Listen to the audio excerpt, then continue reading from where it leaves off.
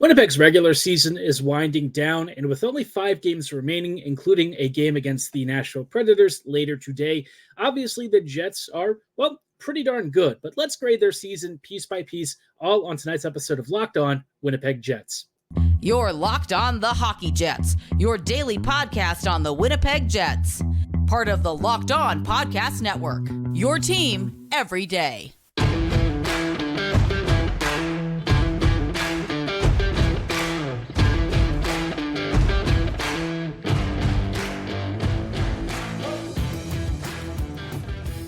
Good evening, friends, and welcome to tonight's episode of Locked On Winnipeg Jets, part of the Locked On Podcast Network, your team every day. I'm your host, Harrison Lee, an avid Winnipeg Jets fan and an online blogger. You can follow me on Twitter at HLivingLoco and at LO_Winnipeg Jets. Thanks for making Locked On Jets your first listen of the day every day. If you like what you're hearing, be sure to like, follow, and subscribe on all of your favorite podcasting platforms and YouTube. Doing so, of course, is always free of charge and ensures you never miss another episode. Most of all, though, we just love and appreciate your support. Tonight's episode, we are going to be grading different parts of the Jets' regular season. And, the first part, let's talk about the players. Second part, obviously, we'll get to the front office. And finally, we'll talk about the coaching staff, which I think might be the most complicated one to grade for me. And then probably later this week, I would like to get some of your own grades and maybe compare them against mine. We'll get to that later, though. Before we kick off tonight's episode, just wanted to let you know that this episode is brought to you by Game Time. Download the Game Time app, create an account, and be sure to use promo code LOCKEDONNHL for $20 off your first ticket purchase. Now, like I said, obviously, the Jets have had a good year, right? I think no one is going to dispute that. And I would say that for Winnipeg, this has been, barring a couple of setbacks here and there, a very successful year. Winnipeg is in a good playoff spot. Generally speaking, they look like they are in a good position to not only get a reasonably decent shot at home ice advantage in the first round, but, they might actually have one of the biggest advantages in net. So all told, looking pretty good. But this year has kind of been a little bit crazy for the Jets. Let's start off with the forwards, right? I feel like the forwards for me, this grade is going to be a little bit difficult because part of it is on the coaching staff, but I'm going to give Winnipeg's forwards a B+. And that's not to say that Winnipeg's scoring units have been bad, but I think with some of the underperformance of specific line combos and, the Jets, having had some really bad months where not only did the shooting percentage dry up, but the overall offensive pressure kind of tailed off, it did sort of ding the team in my eyes. And I'm not going to say that it's really all on the players. I think part of it was that the coaching staff also failed to adjust to some major changes. And then once Connor came back, things really took a bit of a nosedive. Until that point, the team was actually cruising along, which is crazy to say because in the right context and scenario, Kyle Connor is a fantastic goal-scoring option to bring into your team. But because he kept being played with Mark Scheifele, things really took a bit of a tailspin after he got reunited, which is strange to say because on paper, you would think those guys work really well together, but we know history shows otherwise. On the defensive side of things, I'm also going to give the Jets probably, I would say, more like an A-. I think overall, Winnipeg's blue line has been very good. And if I'm also factoring in team defensive structure, the Jets are a relatively stingy team. The past month or two saw some changes in that respect, but overall this year, this is a team that generally plays exactly the way Bones likes it. Whether you like that or not is up to your own interpretation. But in terms of executing his vision of like low event hockey, where the Jets tend to be a little more opportunistic and defend as a team pretty well, generally speaking, the Jets have done that exactly as prescribed. Now, again, like I said, whether that's really the kind of hockey you want this team to play, it is up for debate. But overall, I think the Jets are very stingy. I think that they have gotten a lot better at puck retrievals. Where they tend to struggle, though, and why I was kind of waffling between maybe giving them like a B+ to an A-, it's kind of in that foot speed area. I think the Jets tend to have an issue where they get caught on rush counters, which, look, it's not like every team is going to blow by you, but with how Winnipeg's back end is set up and how, generally speaking, this team doesn't have that much foot speed, it does create a bit of a mismatch. And I think the Jets have generally worked around most of it pretty well. But I think the biggest single reason that the Jets have gotten to this point with the defensive structure that they have is because the goaltending has been A-plus worthy, right? Hellebuyck and Brossoit have both been an iron wall for this team. And, for me, if you're looking at MVPs on the season, Hellebuyck should honestly be in that conversation. He might even have a legitimate shot as having a heart shout, right? Like, not for me. I don't know that he would necessarily be my number one pick, but I think if you have him in the finalist category, I'd feel pretty comfortable with that. I think he's been secretly one of the best players in the whole league. And I know for us, it's not a secret. I think for other folks, they'll tend to look at points and scoring as the primary driver, but we all know Hellebuyck is a huge reason of why this team is successful. It's just this year, he's not the only reason this team is doing really well. So on the whole, fantastic year from him. Really the best ever year from a Jets goalie we've ever had. As far as I know, I don't know how this ranks compared to like maybe Jets 1.0 history, but in terms of like Jets 2.0 seasons, Hellebuyck is having not only a Vezina-worthy and likely winning season, but also maybe the best of his career. The number of goals that he has saved above expectation has been simply astounding. I mean, he has been an absolute beast in net. He is shutting down, until recently, almost everything. But even after some bad losses recently, he has kind of gotten back on the horse, and he's backed up by a fantastic goalie in Brossoit. Brossoit will get a raise and probably go somewhere where he can be a starter. I think it was really nice to have him back in the fold.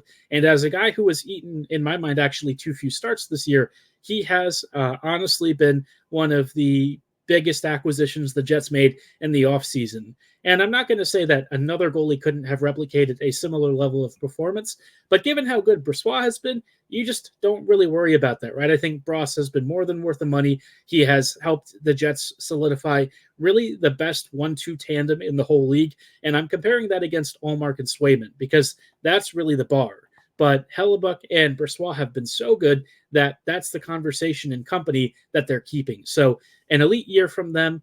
Overall, if I have to give like the players a score this year, let's just say like an A-. I think overall, the sum of the parts might be a little more than some of the individual components. And I think that is kind of one of this team's secret strengths is that when you look at how this team rolls against opposing units, look, they're not going to have the Matthews or the McKinnon necessarily. They don't have those one-on-one elite game breakers as much. They have a Josh Morrissey and a Hellebuyck, but they don't have those elite next level McDavid-y level game breaking skaters, right?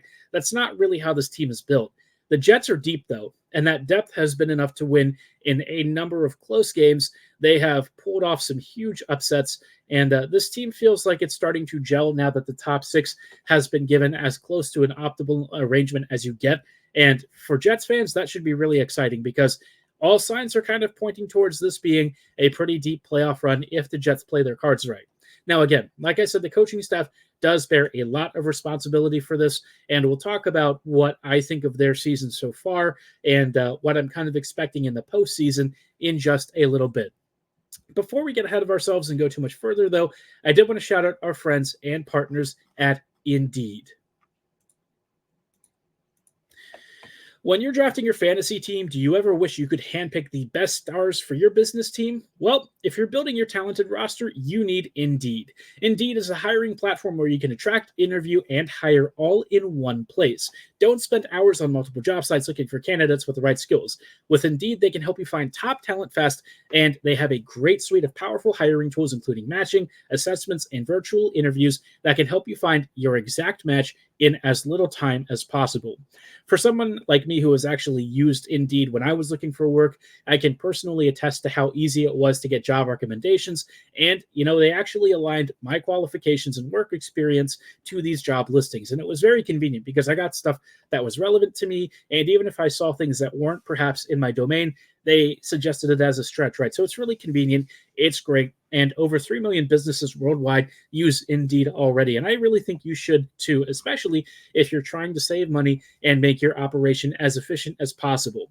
Indeed knows that when you're growing your own business, you have to make every dollar count. And that's why with Indeed, you only pay for quality applications that match your must-have job requirements. Visit Indeed.com/lockedon to start hiring right now. That's Indeed.com/lockedon. Terms and conditions do apply. Cost per application pricing is not available for everyone. Need to hire? You need Indeed. Hello, friends. Welcome back to this episode of Locked On Winnipeg Jets, part of the Locked On Podcast Network. Your team every day. Every day, thank you so much for rejoining us on tonight's episode as we are checking in on how the Jets are doing. And obviously, I have quite a few thoughts about the season and some of the player grades. We have other parts of the team, though, that we need to assess. And, the front office and coaching staff remain two of the biggest pillars that this team is built on. You can talk about all of the players and their performances, but at the end of the day, who's directing the squad from behind the bench and, the front desk continues to be one of the biggest reasons for this team's either overall positive season or, in some respects, some of the reasons that they have recently failed. So we'll get to the front office next in just a moment. I did want to talk to you, though, for those of you who watch Fox Sports and ESPN on your TV, if you're looking for something that's a little bit of an alternative to those groups because, there's a ton of shouting, I highly recommend making the switch to Locked On Sports Today, a free 24/7 sports streaming channel programmed for you every day to bring you the biggest stories without all the screaming. Locked On Sports Today brings you can't-miss analysis, opinions, and news streaming 24/7 on YouTube or the free Amazon Fire TV channels app. You can find it, again, on all of your favorite podcasting networks under Locked On Sports Today, part of the Locked On Podcast Network, your team every day. Now, like I said, the Jets have generally had a very successful season with some minor caveats. One of those caveats is that, at times the coaching staff has kind of gotten the assignment wrong, but overall, right, you probably look at this year as a big success. And I think the biggest reason this Jets team is on the current path that it is because the front office actually set it up for success. For once, the Jets front desk group actually got the assignment really, really right.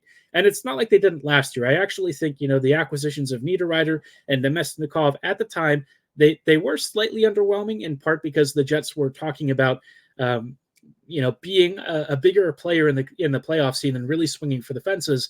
But, that last few months of the season happened, and I think that sort of soured maybe the front office's view on what the Jets should do. And so they added some really good depth in Nemesnikov and Niederreiter, and both of those guys have been key contributors. But you're talking about a team that kind of needed a Timo Meier, right? And Meier, ever since the departure of the coaching staff, has really taken off and really looked more like the San Jose version we saw a few seasons ago. So I think that would have been a really ideal player to bring in. But the Jets just had to bide their time because they actually came across another opportunity to basically do something like that deal, but get rid of one of their own problem children. And, the Dubois thing, for as much as I rag on it, and I like to be petty towards Dubois, not really in mean spirit, but mostly sort of in the joking manner that I think a lot of us take it, his departure actually saved the Jets. I got to say, it's rare that I ever mention that about a single player, but seriously, Dubois getting traded away from this team saved this franchise because we were looking at a team that was about to lose Hellebuyck, they were about to lose Scheifele, and quite honestly, Niederreiter probably would have walked, and I think that there's a good chance that had this whole trade not gone down the way that it did, Winnipeg would be likely out of a playoff spot right now. I think that is pretty possible and maybe even likely given the direction that the trade wins and free agent talk was moving. The Jets definitely were kind of on the back foot, but in a single stroke of absolute genius on Winnipeg's part and absolute madness on LA's part, that swap basically set the tone for the entire season because you brought in two quality bottom sixers and Iafallo and Kupari. Kupari perhaps less so, but, he's a guy, right? He's a warm body, and I think he'll certainly serve the 13th forward role well. But the big crown jewel was, of course, Gabriel Velarde.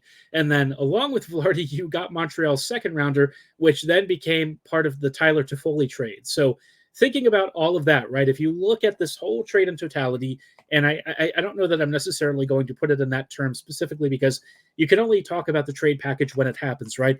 But what that trade did do was help the Jets to bring in Velarde, who looks like a really elite top six winger and somebody that hopefully is interested in sticking around in Winnipeg should he stay healthy. You've got a couple of good depth forwards, and it gave you a big trade rental piece that turned into one of the best trade deadline acquisitions this team has made in some time. Toffoli, a 30-goal scorer, an elite player in terms of a guy who can basically be swapped in almost anywhere in your lineup and provide some serious scoring punch, and that whole trade really pushed this team in a totally different direction.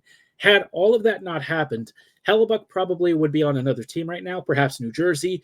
Shifley might have been still here. I don't know. But we certainly would not have had $8.5 million extensions for either of them. In fact, I'm almost certain we would not have, which would have been pretty devastating. I think the Jets would have been in a much weaker position. I think in terms of negotiating other free agent deals, we'd probably be looking at a very tough situation. But now the Jets are also starting to sell out home games. The vibes appear to be back.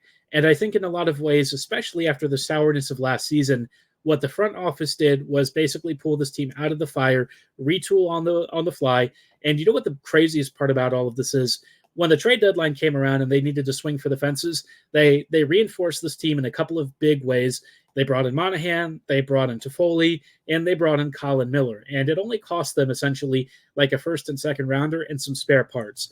None of Winnipeg's top prospects got touched, which is a really big deal because this core is about 2 or 3 seasons from being turned over. And with that in mind, that now means that you've still got Lambert, McCrory, Barlow, and Salamonson as 4 of your core future pieces alongside guys like Morrissey, hopefully Ehlers, probably Connor, Shifley, Hellebuyck. You still have some of those core pieces of your backbone, but now you're about to get a huge influx of talent, young talent. And sorry, Chibrikov, I forgot to mention him. Obviously, he's looking really, really fantastic. So there's a lot of prospect depth here, and I think the Jets front office really does deserve, for me, an A+. I think this season has been a tremendous success. I think it has just generally gotten better and better as time rolls on, because you look at where other teams are weak, and guess what? Those are areas where the Jets have a huge advantage. None bigger than having Hellebuyck and Brossoit in net. That duo is perhaps one of the biggest secret weapons the Jets have for a playoff run, and if those guys really get it going here in the postseason, Winnipeg might be one of the true teams to beat. We'll see.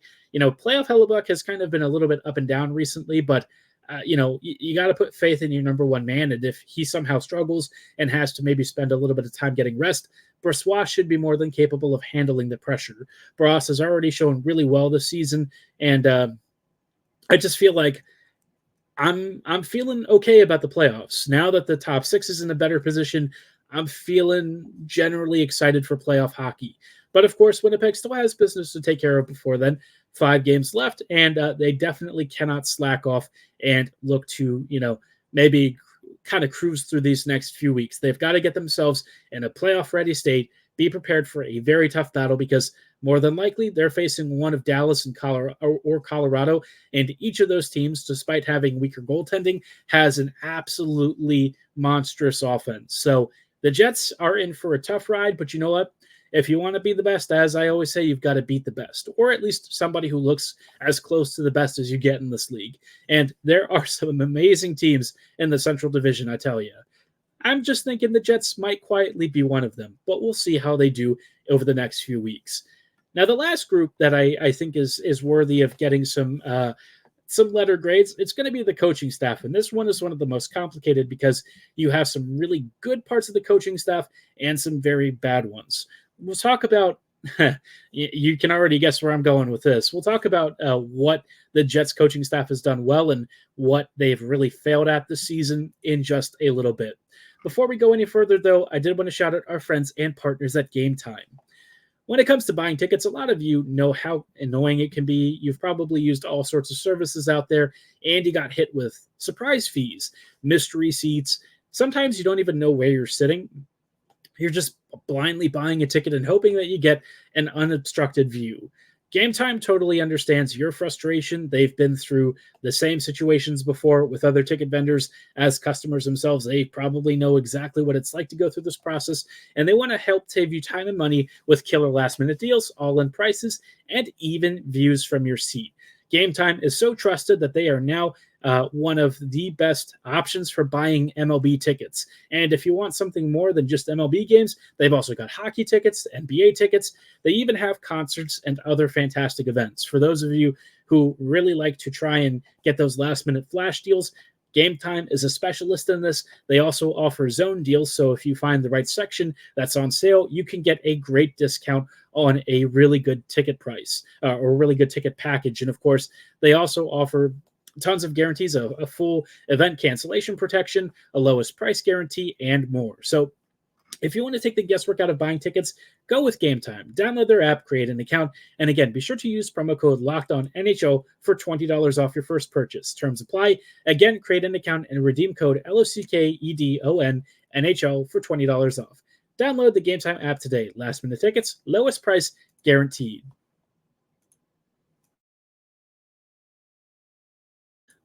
Hello, friends, and welcome back to this episode of Locked On Winnipeg Jets, part of the Locked On Podcast Network, your team every day.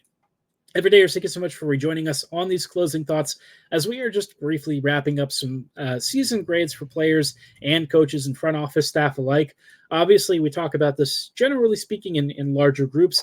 I'm not going to break it down in like crazy detail, but I think there are some things that are definitely worth spotlighting. And with the coaching staff, let's start off with Rick Bowness and his support staff. So Bowness, I'm going to give him a B this year. I think in some ways he's been very effective at coaching this team to be super defensively disciplined. And, the way that he has managed the bench and roster, for the most part with the veterans, has been good.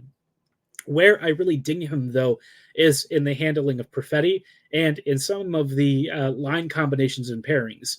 Unfortunately, Rick has had a tendency to kind of pair Scheifele and Ehlers together, or Scheifele and Connor together.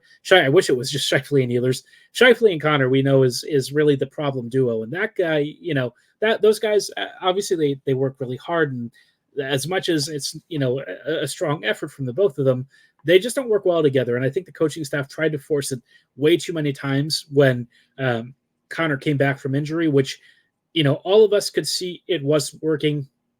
The media even started asking questions about it. But at the end of the day, we still saw it far too often and in far too many critical situations where if the Jets had made another lineup adjustment here or there, they might actually be towards the top of the Central.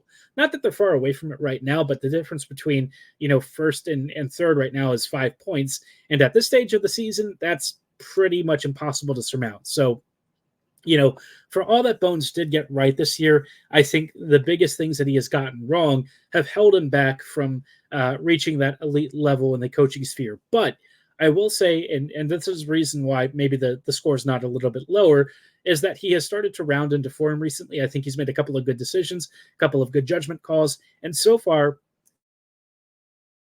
the team has actually responded to his recent lineup changes, which, look, if that's what they're going to go with into the postseason, that's fine with me. Keep these lines, maybe make one or two tweaks to the blue line, which it does seem like Morrissey is back with DeMello again. Hey, that's a good change.